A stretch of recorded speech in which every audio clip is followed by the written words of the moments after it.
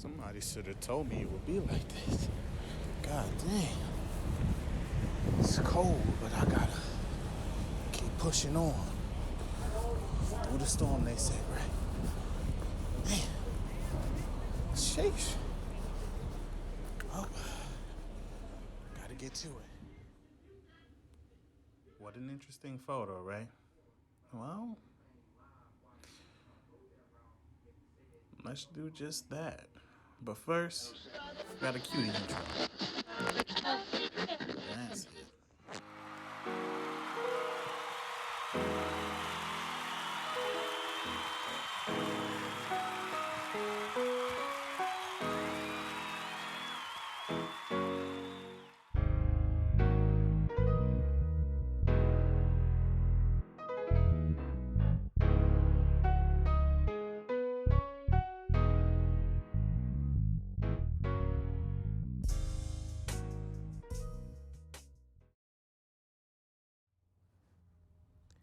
Now, what are we looking at here? Do you see these two fish? But they're not just any fish. They're koi fish to be exact. I chose this photo for a reason. Now, these two little fish have so much meaning to them. It's very deep, and we're gonna jump right into it. In many Asian traditions, the koi fish symbolically means uniqueness and courage for their ability to navigate through the treacherous waters. It also symbolizes nonconformity, to stand out from the crowd. They're also known for their ability to climb rushing waterfalls until they reach their destination. Quite a fighting spirit these fish have. Furthermore, there are stories of the koi transforming into a dragon once it reaches the top of the waterfall. Now that is associated with transformation, growth, and evolution.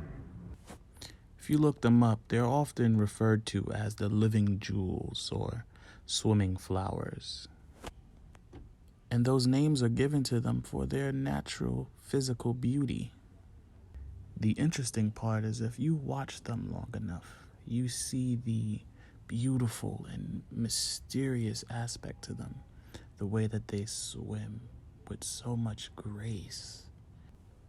It is also said that those who own koi fish attract positive energy, wealth, and abundance into their life. And even that is not exclusive to those who own it, but to those who even visit them. There is also symbolism regarding family, but I won't get into that today.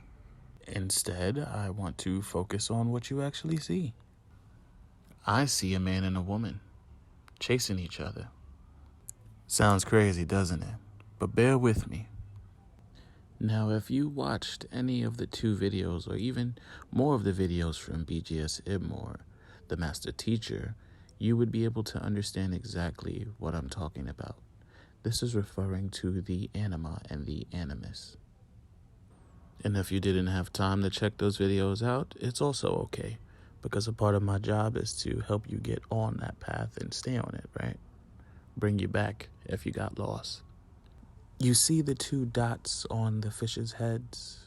Well, I refer to them as pools. And why I refer to them as pools is because it's within their mind. The light fish, not white, the light fish represents the masculine principle, and the dark pool represents the feminine principle within the masculine. The dark fish represents the feminine principle. The light pool represents the masculine within the feminine. Now, earlier I said I see a man and a woman. Do you get where I'm coming from now? Plus, if you need more proof, aren't you always chasing ass? It's all right, brother. We all do it from time to time. Women too. We call it the chase or the game, if you will. In addition to the shadow, another archetype which normally suffers from underdevelopment is a contrasexual archetype termed the anima in males and the animus in females. While the persona is oriented outward, acting as a barrier protecting the ego from the external social world, In an analogous manner, the anima in animus is oriented inward, protecting the ego from the sometimes threatening and overwhelming contents which emerge from the dark inner depths of the unconscious. The natural function of the animus, as well as the anima, is to remain in place between individual consciousness and the collective unconscious, exactly as the persona is a sort of stratum between the ego consciousness and the objects of the external world. The animus in the anima should function as a bridge or a door, leading to the images of the collective unconscious, as the persona should be a sort of bridge into the world. An encounter with the anima and animus is manifested in one's consciousness as a meeting in dreams or visions with a member of the opposite gender. Such a figure often arises during times of severe psychic disorientation, offering guidance as to how to remove any psychological barricades hindering the natural progression of the individuation process.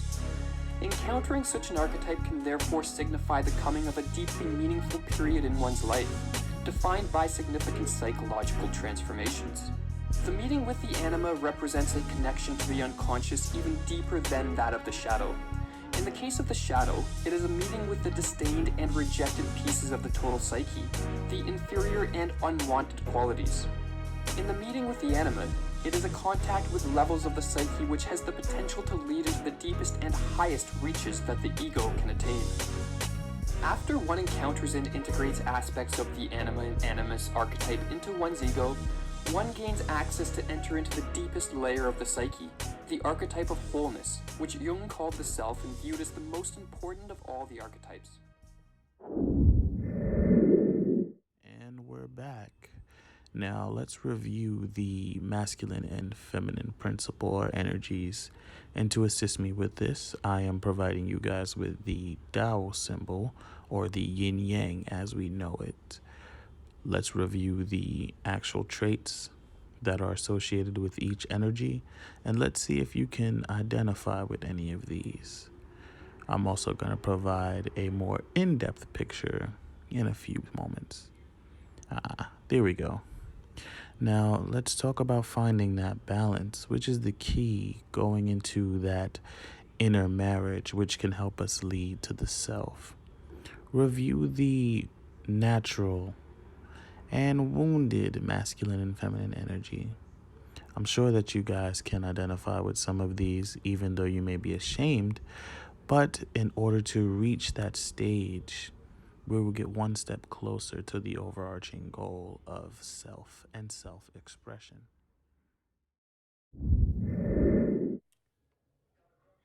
Now, what's the difference between this and this? Take your time, look at it, think about it. See, what we have here is a comfort zone. And if you continue to fill it with substance or experience, eventually the cup will runneth over and you'll fall out of the cup. But it's okay, because there's a much bigger place waiting for you. You want to be here. You want to dive deep into your mind and learn from the experience and grow to the point where swimming along these waters mean nothing to you. It's not dangerous. You still manage to reach your destination. Just like the koi, you have so much tenacity. You can do so much more. Keep swimming, no matter what. Oh, before I forget, some of the terms that I use in these videos aren't literal. They're metaphors to navigate through life. And if you resonate with any of them, then I urge you to continue learning and researching outside of these videos, because the best student learns outside of the classroom. That said, this is the 7th project, and I'll see you guys on the next one. Peace.